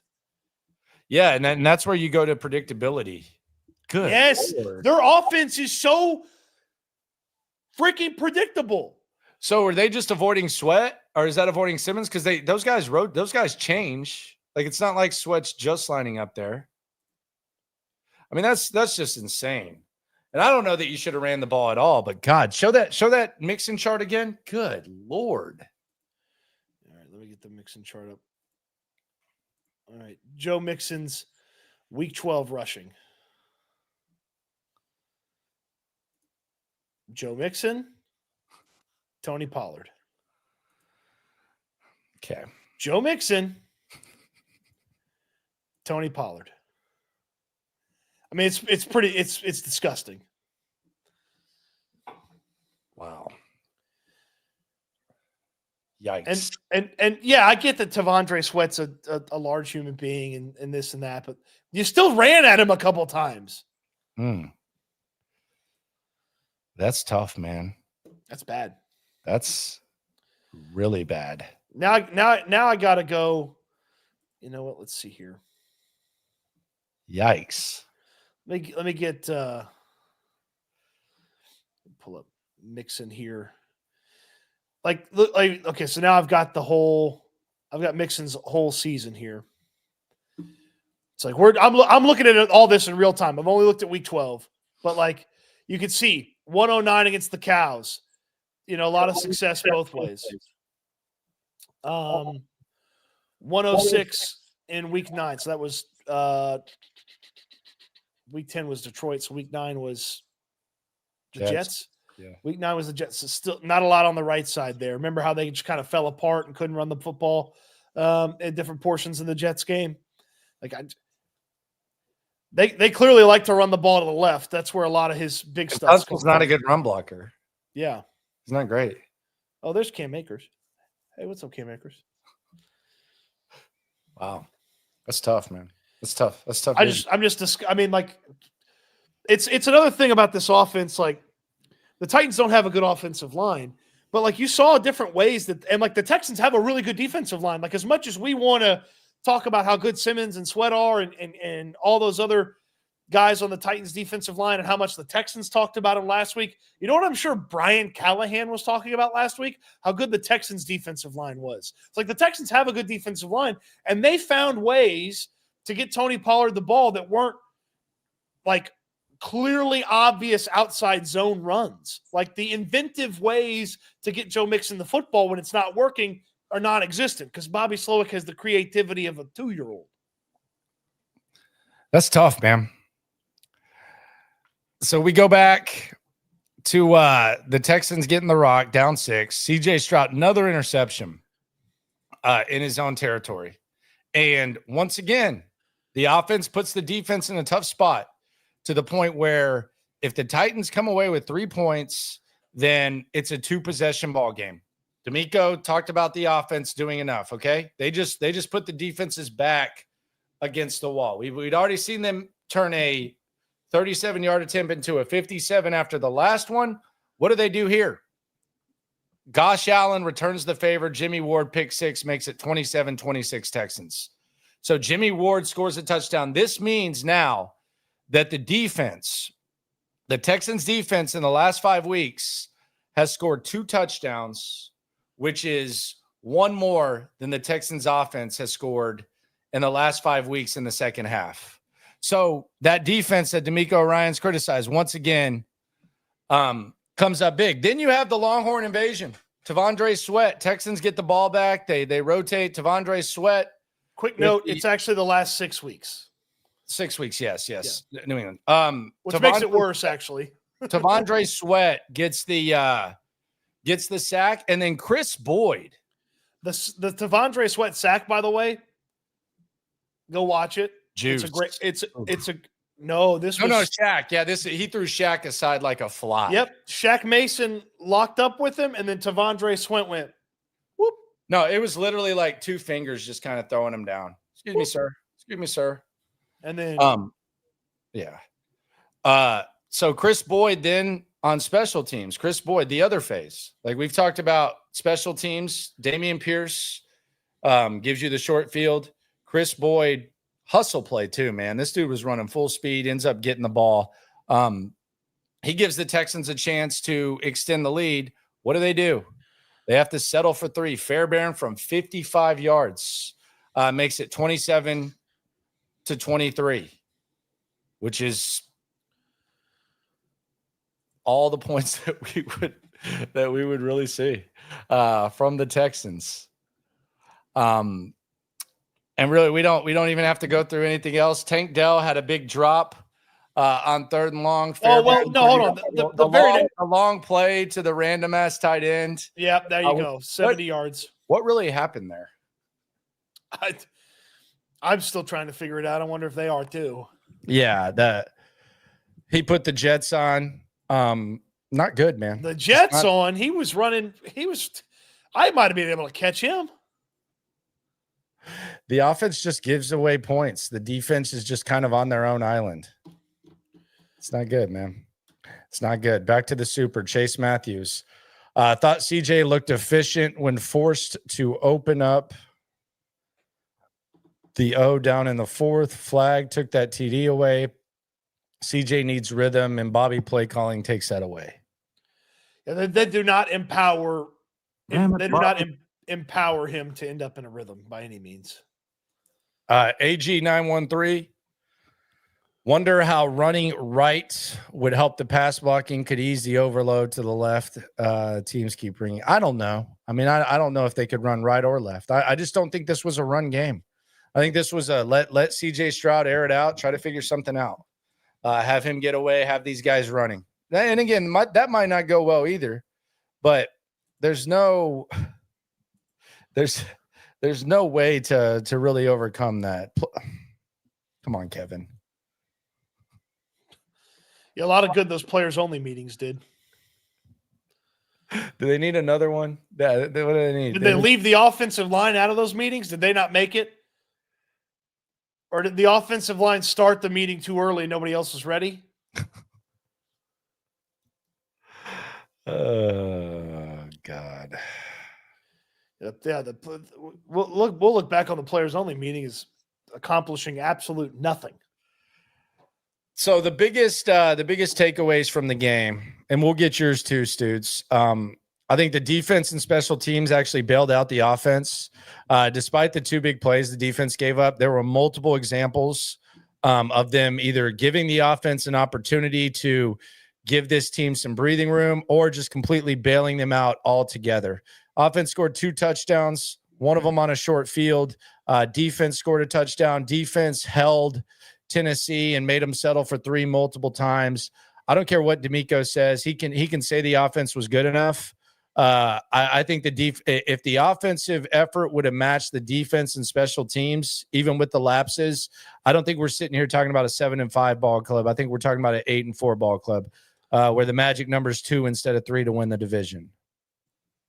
I feel you on that. I mean, the defense, there's some things that you can be critical of with this defense, some of the moments, and then some of the overall performance, like Tony Pollard shouldn't have 5 yards of carry, but the offense is hopeless. The offense is hopeless. The offensive line's not getting any better. The offensive coordinator's not getting any better. There's one wide receiver that can get open. They scheme it up like they've got, the best offensive line in the world. And then when they take a step back, they still scheme it up like they got an average offensive line. Meanwhile, the guy on the other side of the field's got the worst O-line in football. Okay, from pressure percentage, the worst O-line in football, and he can somehow scheme up his idiot quarterback to get rid of the ball in less than a couple seconds so that he's not getting crushed. And you saw what happened when he did hold on to the ball. Will Anderson, Daniil Hunter, everybody kind of got going on him, and he had to scramble and move around. But early on, 1-2, boom, get rid of the ball, get it out, get rid of the ball. Use the rushing attack to kind of keep the Texans off balance a little bit. But no, the hopelessness of this Texans offense reared its ugly head yet again. They can't move the football consistently. Anything that works early in the game is basically a guarantee that it's not going to work later in the game. And somehow, some way, they can go into halftime yet again and not find a way to get any semblance of offense going. If they didn't start on past the 50, they didn't cross the 50 yesterday. That's pathetic. The Titans are not The 85 Bears, they should not have been able to do this to the Texans offense. But for 6-8 weeks now, we've been sitting here pointing out the issues, and they continue to be the same issues week after week after week after week by this Texans team. So the offense officially in hopelessness. That's where they are. They are hopeless. I think there's a battle with the offense, and I think the battle is reality versus denial. And either DeMeco Ryans is in denial, or he's just accepting reality when he comes out and calls out the offense. I think that's really where we are, or he's just clueless, and there is no O in DeMeco, and he's DeMeco, because the way in which they talk about this offense, the way in which they call offense, it's not the same as the defense. For the defense to get called out yesterday, I think it's ridiculous. Now, maybe they're more adultish and they can accept it, because when you talk to those guys and you hear those guys, like Will Anderson's basically taking the blame. Come on, dude. Like, no one's blaming Will Anderson for anything. Daniil Hunter's taking the blame. Derek Stingley's even saying we got to play better. Like, the offensive line, look at their worst performance. If the defense, they were blaming the refs after the Minnesota game, and DeMeco Ryans was saying we got to focus on some positives. Remember when we made fun of Lovie Smith for saying we got to focus on some positives when it was one of the worst teams in the league? DeMeco said that about Kenyon Green in the offensive line. He doesn't say that about the defense. Now, it's either denial or it's reality. He knows that there's nothing he can say to save this offense. So it's not a frustrating thing. It's just there's a battle between denial and reality, and maybe there's not as much of a grasp of offense as there is defense, which would make sense. He's a lifelong defensive guy. But that's where things are with this offense and the defense. The defense is the strength, and that's just what it is right now with this squad. So we just got to accept it. It's a 3-game. It's a 3-game magic number. Rangy on the Super asks, what if the Colts win out? If the Colts win out, then the Texans have to win 3 games to win the division. If the Colts win out, then the Texans have to win 3 games. So magic number is a combination of Texans wins and Colts losses. So the Colts would have to win out, and the Texans would have to not win 3 games. That would be that. Donnie, goodness gracious. Because if they have the same record, the Texans are with the AFC South champions because they beat the Colts twice. Race car! Jerome Kicks said this first, and Jerome Kicks is a black dude. But Donnie says, not a racist, but we got too many black dudes on the O-line. LOL. We need big, beefy white dudes. Black dudes make better D linemen. Goodness gracious, fellas. Donnie. Donnie looks kind of Hispanic. So we've had a Hispanic and black dude say this. But, like, I'm not going to try to make a call on Donnie's race. Okay, well, then hit me with it too. Race car! Donnie, I don't care if they're green. Block! Sports Talk with D says, I would like to see the offense run more hurry up 2-minute style offense. Maybe it will help them get in a rhythm. They move too slow, in my opinion. Can Shaq and Titus do that? Probably not. Yeah, like can Shaq and Titus do that? If the question is, can Shaq and Titus do it? The answer is probably not. Jerome started something with this O-line thing, man. This is getting out of control. Let's move on quickly. Other takeaways, I think Jimmy Ward thrived in the nickel role, which shouldn't surprise us. I thought he was just so strongly opposed to it, but I thought he played pretty well in the nickel role. And I anticipated Petrie's out. That's probably what we're going to see, much to the dismay of him. Now, that's the good news. The bad news is that Eric Murray is going to be on the field, and I think smart offensive coordinators are going to seek out Eric Murray. Like, when you've got this Jacksonville game, I don't know that we have to get into this yet. It's almost a must win because it's the only game that you can 100,000% expect to win because you're only a 5.5-point favorite. Mike McDaniel, I think, is going to expose Eric Murray and his entire existence with the receivers they have. And then you have the Chiefs, and then you have the Ravens, and then you'll have the Titans. Like, you need to win this game to where you lower that magic number to 2. Because I'll be honest, I don't think the Colts are going to win out, but their schedule is trash down the stretch. And you've got to at least give yourself some wiggle room. That's why when you blow the game to the Lions and you lose a game like this, it's a little bit difficult. It's about avoiding that tough final exam more so than clinching a division early, which people don't want to talk about. But that's why. Oh, I mean, I don't have any belief in this team right now because they can't expect a perfect defensive performance. That's just not realistic. They can't run the football consistently, and they can't throw the ball. So the Jaguars game, tough. Dolphins game, even tougher. Chiefs, Ravens, hope you enjoy the 8 minutes of Beyonce. And then the Titans again at the end of the year when they get to maybe play spoiler. I mean, come on. DeMeco's told us this offseason, like where he is on the offensive side of things too. And I think we've just kind of evolved from apologizing for the offensive line after the Minnesota performance, apologizing for Kenyon Green amidst his struggles, glorifying a Nico Collins touchdown that didn't count because of a penalty by Laramie Tunsil, saying that the offense played well enough yesterday. Like, he's told us everything that we need to know about this offense and where they are. You can say he's delusional. You can say he's clueless. You can say he's accepting reality. But either way, he's told you.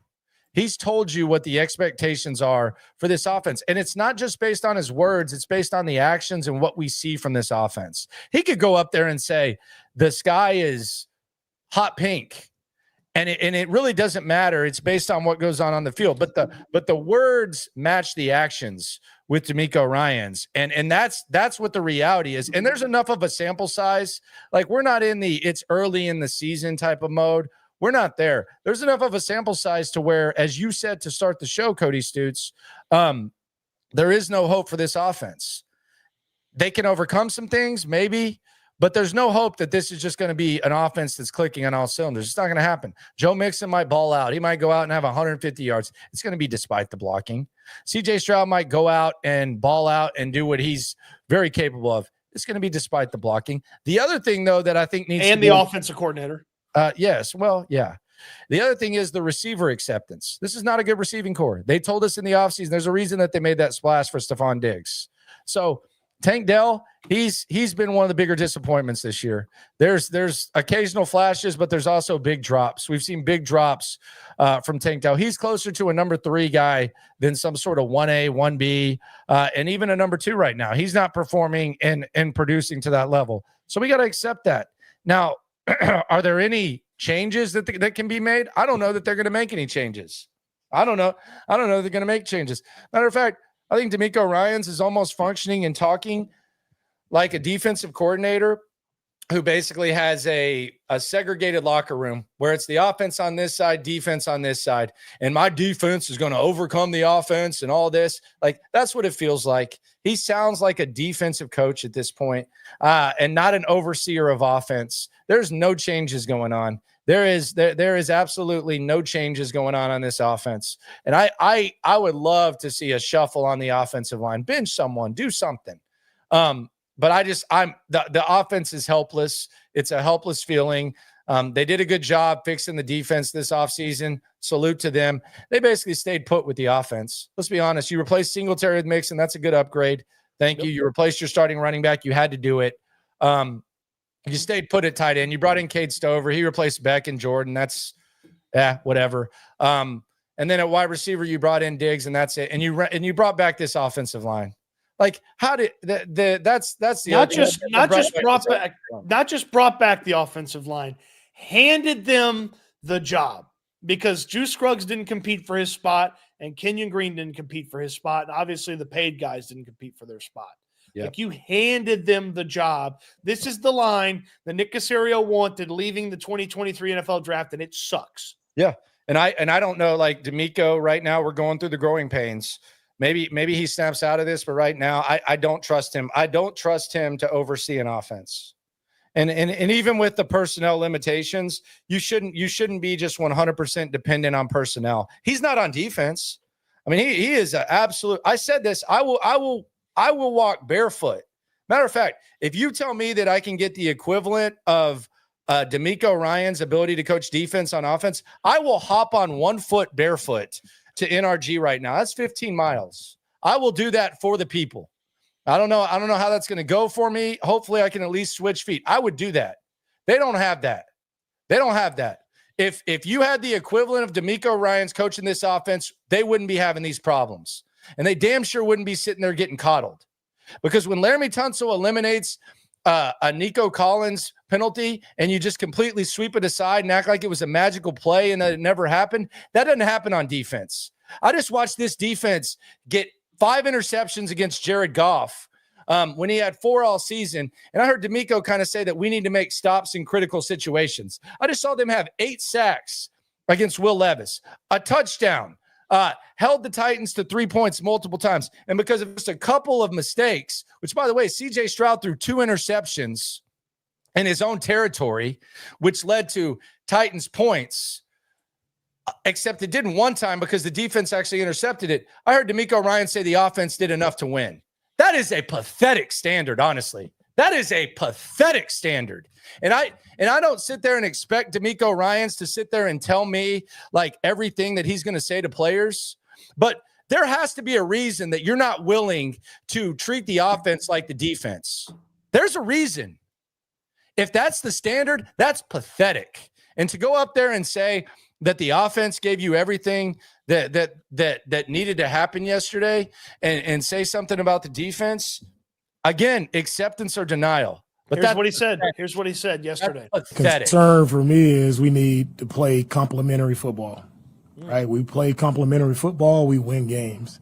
When we don't, we're not relying on one side, right, to carry the entire team. So whatever happens, like our offense gave us enough points to win the game. So that starts with the defense. We didn't do enough to stop them. We didn't stop the run, and we didn't run the ball well. And we gave up way too many points on defense. So our offense did plenty. They gave us enough points. Oh, they didn't. They turned the ball over twice in their own territory. They had a short field when they scored. They didn't do plenty. So why is he leaning so much defense? Is he trying to say that Laramie Tunsil and Titus Howard are going to hear that and be sad and mope around? Like, what is the reason? Is it because you just don't think this offense is capable? Because I don't think this offense is capable. They're capable of doing better than they did yesterday. And why is the defense? Why are you saying it about the defense but not the offense? It'd be one thing if he just didn't say it at all. What's going on there? Is he trying to insinuate that they had to lean on the offense because the defense did such a bad job yesterday? Like, that's wild. Like, the way he starts that, he's like, oh, we can't rely on one side of the ball. You literally have to. The defense has to be perfect. And that's basically what he's saying. And that's the other thing is he's saying it in the inverse. Yeah, he's saying it in the inverse, but basically what he's saying, like if you want to read between the lines and you want to give him the benefit of the doubt and say he actually has a grasp of the offense, like if that's what we want to do, like if we want to say, okay, look, it's personnel, it's not necessarily DeMeco's grasp. What he's basically saying up there and what the actions are showing is the defense has to be perfect. Special teams has to be perfect. We know the offense is not very good, and they're really not much more. They did enough to win the game. The special teams and the defense really did enough to win the game. It shouldn't have come down to Kayami Fairbairn missing a field goal. I mean, if CJ Stroud doesn't give them a free 3 points at the end of the second quarter, then that takes away 3 points. It doesn't cost you a game. If CJ Stroud doesn't throw another interception, it doesn't cost you a game. If when Chris Boyd makes a play inside Titans territory, you're able to go get 7 instead of 3, and you don't put 2 guys in motion at the same time, then it doesn't really matter. If after you get a 56-yard Nico Collins completion to set you up on 1st and goal from the 9-yard line, you don't run the ball backwards 5 yards, you might have had a victory as well. Yeah. I mean, that's just kind of what it is. Nathan Palmer says, if we can't move the ball next week against one of the worst defenses, then we are in trouble. I mean, that's a very strong possibility. Get ready. They're in trouble. Guys, they're in trouble now. Like the trouble is now. They can't move the football. The trouble is now. And they're not changing anything to fix it. So they're stuck in this cycle of suck. Nick Jones says we need to start sending fake news about Slowick to New York media. So Slowick goes to the Jets. Slowick is playing 4D chess. Sign him to the Jets. They watch that crap. They watched it in person. They don't want that. Twice. They don't want that. They've seen it twice the last couple of years. I don't know that they're wanting to do Do that. BG says we've been saying the same stuff every week. Yeah, it's a fact, and that's why it's reality, and that's why it's hopeless. You overcome it, or you don't. But it's just it's becoming more and more apparent that regardless of the reason, the defense is just so much in such a larger class than the offense that's just where you're at, and you're actually in kind of a dogfight for the division, if we're being honest. Them losing to the Jags is not crazy, especially the Jags coming off of a bye. No, I mean it's not insane at all. And who knows what happens with the Colts? Maybe the Colts just do you a favor, but it's a dogfight for the division now. Miami's hungry, man. Their defense is starting to play good. They're starting to figure some stuff out.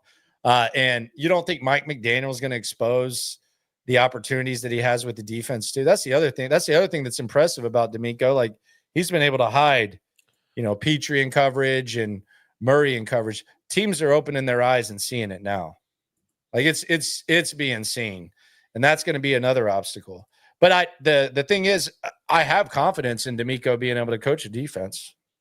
Absolutely. I have 100% confidence. I almost wish the talent gap was the same too. I wish that like if you told me that you could trade the talent that they have on defense to the offensive side and give them the talent that they have on offense on defense, I think DeMeco would be able to coach them up to where they'd be able to get the job done. As far as an overseer on the offense, I have little to no confidence. Is that an absolute? No, but what would my confidence be based on this year? Like there's nothing like this year. This offensive line's a disaster. It's a disaster. It's a disaster. It's terrible. It's not good. And they seemingly haven't realized it with how they operate the offense. It's awful. It's awful. I mean, they've been in. You look at these games, okay? The Bears game, they have an impressive defensive performance. Bears score 13 points. Buffalo, they have Josh Allen have one of the worst stat lines that a quarterback's ever had. Obviously, the Patriots game, they made Drake May's life a living hell in the second half. The offense finally got going there in the second half. That was the last time there was any semblance of offense in the second half.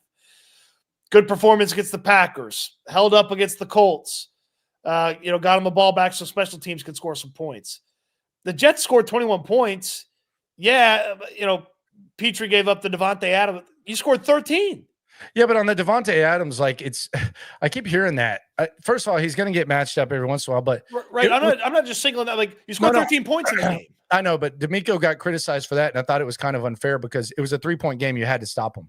Like you had to. Like I think it was close to second or third down. Like you had to stop him. Whatever the score was, or it was a 1-possession game. You had to be extremely aggressive there. Like the Lions, who were ripping off 50 points against everybody. You allowed 26 points to them. The offense goes kaput in the second half. You don't get anything done. You beat the Cowboys because the defense kicked their ass, not because the offense did anything. And you kind of embarrassed yourself scoring in the second half too, making it blatantly obvious that's what you were trying to do. Yeah. Izzy asks, where do we go from here? You try to win the division. You try to host a playoff game. You try to somehow behind a defensive effort and hopefully an offense that sucks less than they have. Hopefully that day the opposing team forgets to tackle and Joe Mixon can run the football. Yeah, and then you go to the divisional round and you hope that you can flip the switch for one game in the divisional round. That's where you go. Right now, the focus is on the division. Like they're playing a road playoff game in the second round. Like it's the division. Win the division, that's it. That's where we are.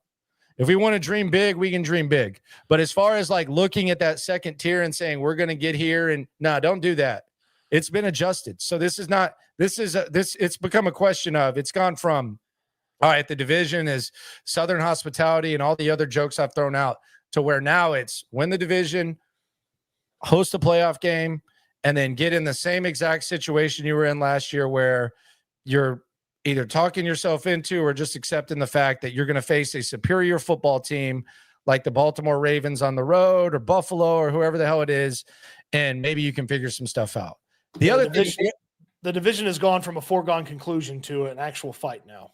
Yeah, and when you say fight, like the other thing about it is like, you know how I've consistently said that the defense travels? I have no doubt. Like let's say it's like 7 degrees or whatever in Kansas City, or it's 7 degrees in Buffalo and their people are volunteering and shoveling snow and all that crap that we see there when it comes to hosting playoff games. Like I have zero doubt in my mind that the defense is going to knuckle up. They're going to be ready to go.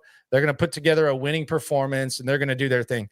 Can you imagine this offensive line in like freezing temperatures having to just knuckle up and ice up and figure stuff out? Like Joe Mixon's going to have to basically make it happen. Stroud and Nico are going to have to make it happen. Like you imagine this offensive line having to knuckle it up in like cold weather.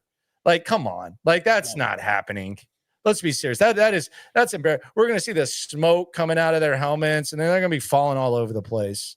I mean, that actually kind of terrifies me. Gustavo C says, imagine what it could have been if they would have kept the pick and drafted Brian Thomas Jr. I like Kamari Lassiter, and the Diggs trade kind of is what it was. But yeah, they definitely going to need more wide receiver power. And Brian Thomas Jr. is kind of a unutilized talent in Jacksonville. Offense struggled the last time we played the Jags. MH8 Nation. Yep, that did happen. That happened. That is true. That did happen. Yeah, it's going to be a bad fight. When you face a Baltimore or Kansas City, and I'm talking in the playoffs, I'm even talking in the regular season. I'm not even thinking about that. But like when it's just like cold as hell, Buffalo. Oh my God, jeez. And you're just having to knuckle up, and Buffalo is maybe a little. Well, hold on. Here's my question. I have a question for you. Why in the hell are we talking like they're going to win a divisional round game or a wild card round game? Well, why would we believe that? Because the Chargers would come in here and kick the living crap out of this team. So would the Broncos. So would the Pittsburgh Steelers. Come on, they would kick the crap out of this team. Like you're that low. That's how bad this Reaction Monday is for you. The Broncos, Landry, they have one of the best defenses in football. Come on, dude. They can't. The Texans would not be able to score against the Broncos. DeMeco Ryans would make Bo Nix look like Auburn Bo Nix. Okay, well, it'd be a 0-0 rock fight then. Okay, well, I think they could win a playoff game. I'm just trying to get back to where we were last year. I'm just saying we got ahead of ourselves. That's where we're at. I will say this though, like in like a street fight in the playoffs, I feel like Abe Lincoln had better security than CJ Stroud will. Like that's the one thing that I will say, like, as far as this O-line, like, because those are the games where you really have to knuckle up, right? Like that is like the knuckle. That is the Trent Williams, mean ass mindset type of knuckle up. And I thought it was real telling yesterday where that offensive lineman for the Titans pulls and he knocks Lassiter on his ass. And I was like, damn, did you see that? And I looked over at Wexler in the press box and he goes, yeah, he's like got a 150-pound advantage on him. I'm like, oh, I just haven't seen that very often this year. I don't see a lot of corners getting knocked on their ass like in run blocking. Yeah, because Tunsil can't get out there. See, Bally's even saying, yes, we suck, we aren't winning. And they just got to win the division. Let's just win the division, okay? Let's just be realistic. Let's talk. By the way, that destruction of the cornerback was by their right tackle. Yeah. Yeah, because they can run right. Yeah. There you go, Mario. Like you guys, damn. So now I'm basically getting called a homer for saying they got to win the division. Mario says Landry's getting ahead of himself. If you think we'll win the AFC South, they got a two game lead right now over the Colts. They got the Jags. It's that bad? We're there? I mean, Landry, they just lost to the 2-win. They just lost to the 2-win Tennessee Titans. Yeah, it's that bad. God, that's why that Lions, man. The Colts last 5 games. Jeez. Patriots, Broncos, Titans, Giants, Jaguars. That's at worst 3-2. So if the Colts go 3-2, oh my God, the rest of the way, that gets them. Yeah, that's not enough for the Colts. They got to be better. Texans are absolutely not beating the Broncos. Come on, let's not get carried away. They could beat the Broncos. I do not believe they would beat. Y'all are crazy. Yeah, I didn't know y'all were this sad. I mean, like as far as contention and stuff like that, I think that's fair. But I mean, yeah, you can win the division. Let's be serious. Come on. CJ is still great. He can still flip the switch. He doesn't have a lot of weapons. He doesn't have a good offensive line. His offensive coordinator kind of sucks. And DeMeco doesn't appear to have a very good grasp of the offense. But you got a good defense. Colts aren't that good. Well, they better pitch a shutout. Can't lose a shutout.